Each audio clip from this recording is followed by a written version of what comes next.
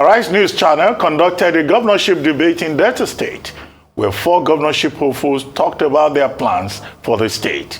The candidates at the event are the candidates of the All Progressives Grand Alliance, Chief Gretugboro, the Social Democratic Party candidate, Kenneth Gbagi, Dikin Kempela of the Labour Party, and the candidate of the Young Progressives Party, YPP, Sonny Ofehe.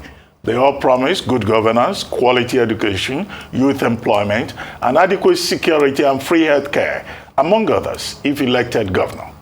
However, 2 governorship candidates, Ovie Omo Agege of the All Progressives Congress, APC, and that of the People's Democratic Party, PDP, Sheriff Oborewore, were absent, and their letters of apology were read out during the debate. After reading the letters, which explained that the debate time clashed with their other engagements, the moderators offered both candidates another opportunity to make themselves available for another debate today.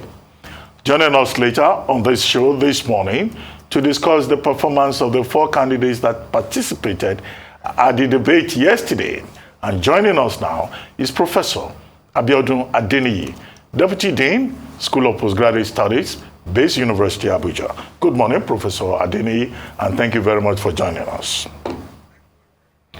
Yes, thank you very much. Well, yeah, thank you very much. I'm sure you watched the Arise Channel gubernatorial debate for, the candidates in Delta State yesterday.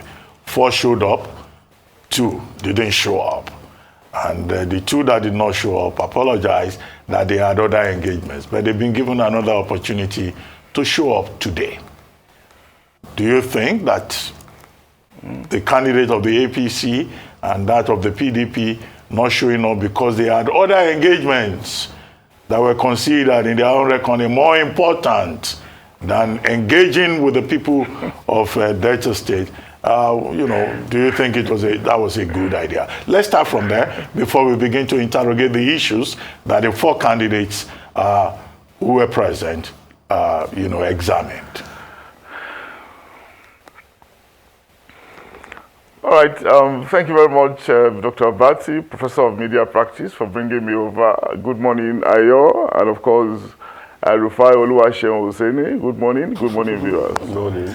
It's interesting, the level of things that we are seeing panning out, and of course, we do know that we exist in a complicated, complex environment, where matters of pride, matters of prestige, matters of ego, can come up, in situations. And sometimes it may come out very openly, sometimes it may be subdued.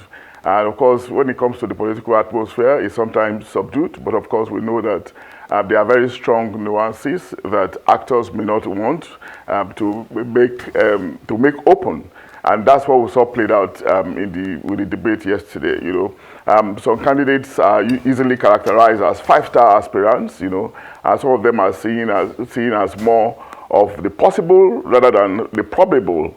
Why some are just seen as simply delusional, and those who see themselves as the possible who want to prioritize it and privilege themselves, at a certain pedestal, and sometimes they want some kind of regard to be given to them, and if it is not given to them, they might want to take it, in different ways. With the specific candidates that you refer to, the APC candidate, for instance, is a known person, is a public figure, one of the 5-star aspirants, no doubt,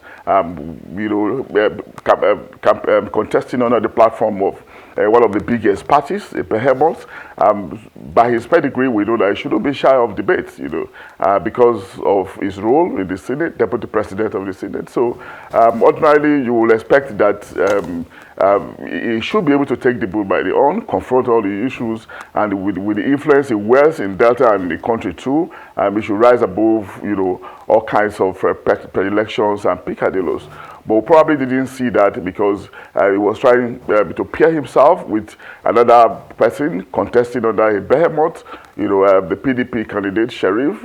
And of course, there have been suspicions in circles that the PDP candidate is less of an orator, less of a communicator. And that was seen as an opportunity to draw this in and probably undo him in the build-up to the campaign, to the election. But all these issues will continue to play out. But again, the gratifying thing is that the organizers arise, has provided another window that if you couldn't come yesterday, 24 hours is more than enough time for you to prepare. And of course, it is going to be this evening. The team is still ready. The crew is still ready in Delta.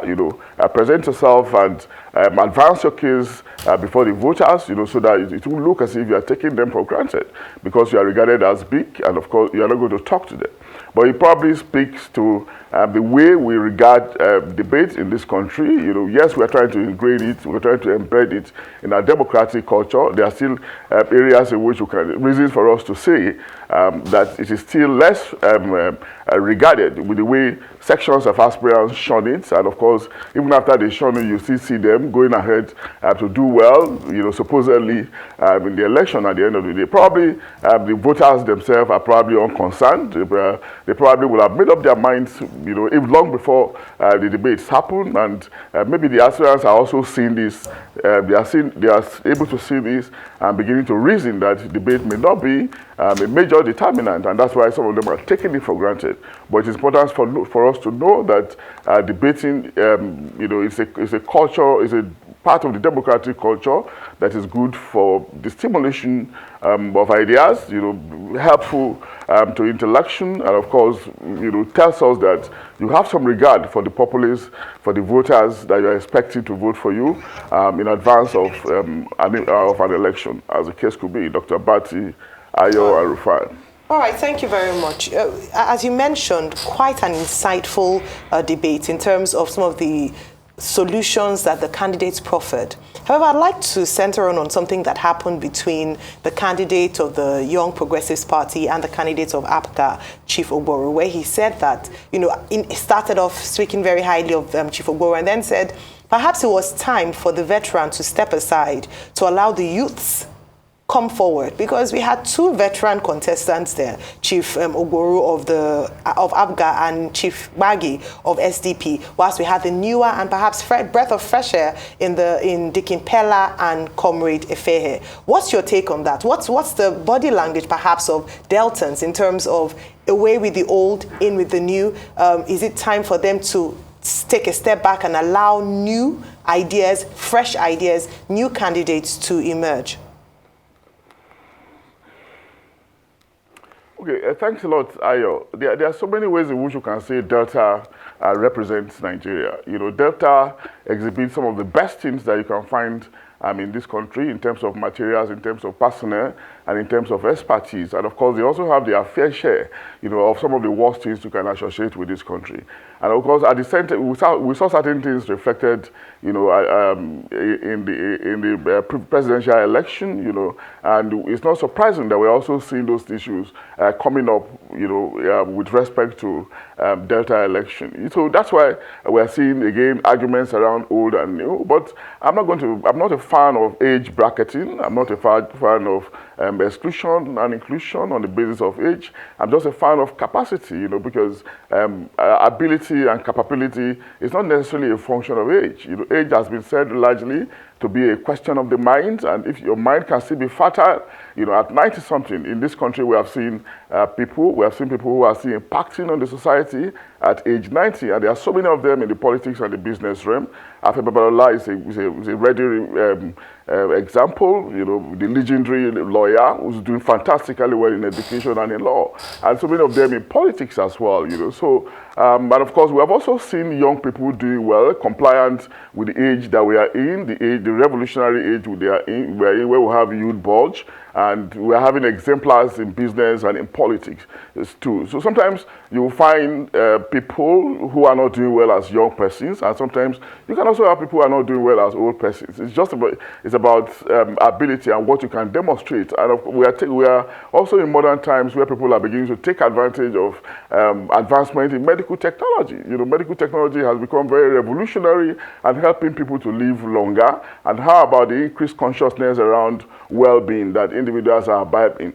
So people are able to manage, how long they live, with grace of God as well, and it may not be a determinant of performance. So that's why I'm not really a fan of it. But overall, I think the elders who are supposed elders who are contesting are also bringing things to the table, and they were able to marshal their points around pragmatism, around the need for Delta, for them to have hubs, industrial hubs in Delta as a pedestal to stimulating the economy, to creating multipliers and creating jobs. So you could see sophisticated ideas coming out from the supposed elders who some sections are duping as old. And the young ones too are very enthusiastic and passionate, and you may not necessarily undermine their wisdom despite their age. So it's not a question of biological age. It's a question of experience and how you are able to leverage this to impact on the system and to showcase some promise and your potentials, to bring about good governance and improve statecraft towards the development of the state, as the case could, I beg your pardon, as the case could be, Ayo. So, would you really say the candidates were pragmatic? Because it was just all lofty ideas of skyscrapers in the sky, but how the bolts and nuts, the cost of the project, how they're going to do it, was clearly not evident. And that's always the problem in Nigeria, because you see, it's the problem of the bare knuckle, brick and mortar, how to do governance, which is a big problem. I think which we should even teach, which is apart from politicking and winning the election, because that's like the poetry. But the real prose of governance, we didn't hear a lot of that. Yeah. I agree with you absolutely, Rufai. They were largely short on the how, of course, several platitudes also featured. We saw evidence of these aplenty, and we saw how the issues were crisscrossing each other, how they were repeating issues between themselves, sometimes repeating solutions, and sometimes making it look as if they were copying themselves. But the case, this could be we can understand this within the fact, the realm of the fact that they're talking about the same environment, so the problems and the solutions may appear similar. This may not also be peculiar to them in Delta. It could also be seen at different levels, because they haven't been in government. They are just demonstrating, showcasing their ability to perform if they get to government. So very largely, they may not be able to harp on the specifics of how they're going to get things done. And of course, the point has been severally made about how people encounter some X factors where they get into government. They promise A, and by the time they get there, they start doing Z. And it makes them look like liars. Sometimes we've been told that it's not necessarily their fault. Of course, sometimes we also know that it is their fault. But overall, I think that they will always ever be short on the how and more on the what they are going to do. But in terms of the ability to speak to some of the specific problems in Delta, like the fact that the seaport, is yet to be enhanced, the fact that there are questions around insecurity, the fact that a lot of joblessness still exists in the place, and of course the fact that there are still opportunities for the economy of Delta to be stimulated, considering the fact that it's a high revenue yielding state, as an oil producing state. You could say in those realms that the aspirants, were referred to this quite a lot, and we may not be able to mark them down in that area. But when it comes to the how, like you rightly pointed out, it still remains a problem, and I'm not sure it's going to end with the case of the Delta debate, Rufai. One of the issues considered yesterday by the candidates was state police, and their views were divergent. From one end, those supporting state police and those saying, Great Ogboru, for example, saying he doesn't think that Nigeria is mature for the idea of state police. Better to invest more and expand the capacity at the communal level of the Nigerian police force. What do you say to this divergence in terms of views with regard to state police, which has been a major issue in every political conference since the return to this democratic dispensation? Yeah, thank you very much, Doc. It was actually expected for their opinion to be variegated on this, just as like it has been happening at the center. Not something that is unexpected. Of course, we know what the problem is about bringing about state police. It largely has to do with trust. We know that with the growth of our democracy, with the growth of our federalism so far, and of course with the emerging reality that we have around us, there's nothing wrong if we have state police, because state police is an advanced form of we have a better understanding of community policing. They're going to be closer to the people. They will understand their cultures, the immediate realities on ground, and they will be able to process information very quickly into intelligence to be able to nip crime in the bud and probably deal with those ones that have emerged, because they are going to be closer to the people. And that's what policing is all about, And we have come a very long way in federalism. So what more do we have to do other than to continue to reflect and advance all elements, all things that epitomize true federalism? We have seen it happen in other places, and of course the boat has not been rocked. In some places you even have park police, you have council police, you have different shades of policing. So why should we continue to centralize policing in our own case? We know these things, we appreciate it, we know what the solution is. We know the solution is to break down policing and make it slightly decentralized. We know this thing, but the bottom line is that there's still fear and problem of trust regarding how implementation will pan out. Will the governors not abuse their powers, their influence on these police? Let's hope that will it not lead to some form of disintegration in the future when people begin to see it as independent, independent force, sort of. But again, we have to also know that we have semblances of it, even as we are talking now. We have the last mile in Lagos. We have different shades of paramilitary or sub-policing authorities in the states. And all these things are just a semblance of what the state police will look like in the future. And if we are having it at the level of the states, through the instrumentality of state governments, then why don't we just go all out and decentralize the central police so that we can have improve effectivity and efficiency at the level of peacekeeping, which it's actually the central job of policing. But it's a conversation that will continue. But overall, we just have to take the bull by the horn. We know that it's a problem of courage, of trust, a case of us having some fear, some anxiety over how state police, will be used by politicians as governors, who can sometimes be self-serving, sometimes be self-aggrandizing, as the case could be, Dr. Bati. Well, thank you very much, Professor Adeniyi, for joining us on the morning show and for your insights. Thank you very much indeed.